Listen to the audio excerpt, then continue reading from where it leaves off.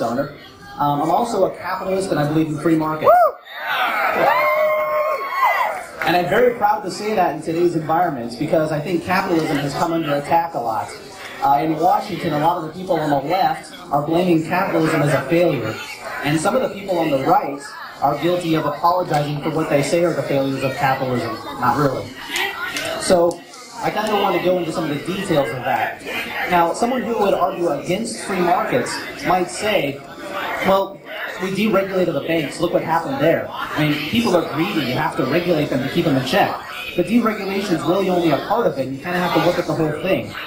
Let's say that I had some money to invest. Well, naturally, the greed in me is going to cause me to seek out the highest rate of return I can find on that investment. So naturally, you think if I'm going on greed only, then I'm taking my investment to Vegas at the roulette table. Doesn't that make sense as an investment strategy?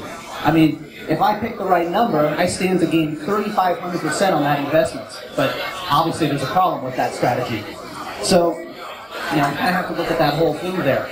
Even though I might get 3,500% if I were to invest there, there are actually much better, more responsible ways to invest my money that are going to make a lower rate of return.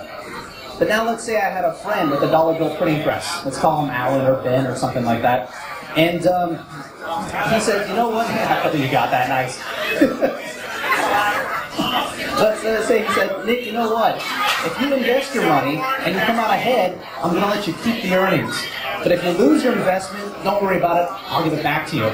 Well, now he just eliminated the risk side of the equation for me. So now I'm off looking for the highest rate of return I can find without even taking risk into consideration. So maybe I am off to Vegas now. Or maybe I'll lend out mortgages to people who could possibly never pay them back.